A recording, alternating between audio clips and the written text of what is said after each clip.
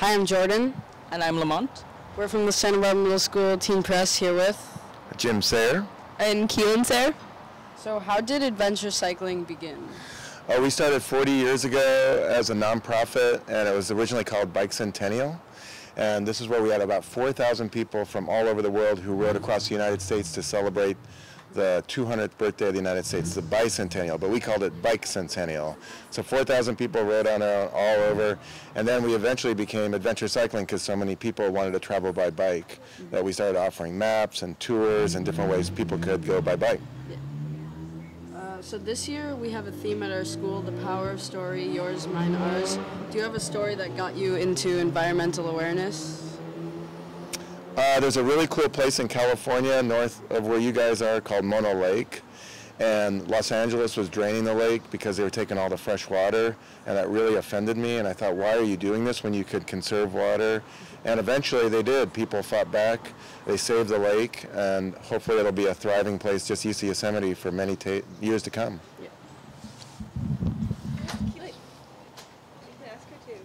Yes. Oh, I don't have one.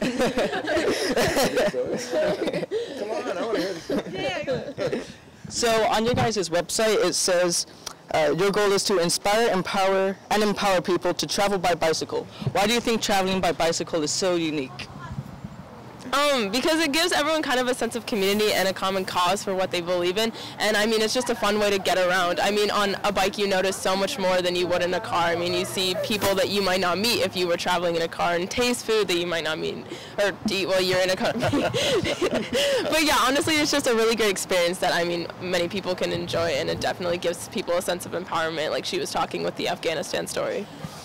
Yeah, the one thing I would tell people is when you travel by bike, people will be super nice to you most of the time. Once in a while you'll meet a mean dog or maybe a mean driver, but overall people want to know where you're from, what your story is, and I can't tell you the number of people who will take you in for a meal or just hanging out.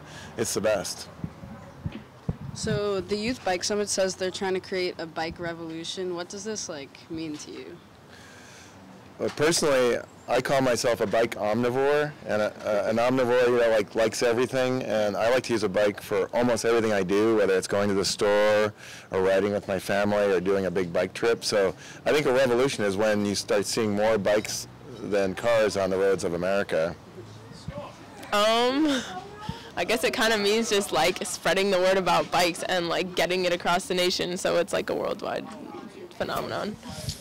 And finally, what are you hoping this Youth Bike Summit will accomplish? Empower the nation's youth into biking. Well, I've gotten so much out of it just in the first 2 hours. It was so inspiring and exciting to hear all these stories about people's lives changed by bikes, so it can only go up from here. It's amazing. Thank you very much. Hey, Thanks, guys. You're welcome. Thank you. You guys are lucky. You guys are lucky to live in Santa Barbara. I went to UC Santa Barbara, so I did.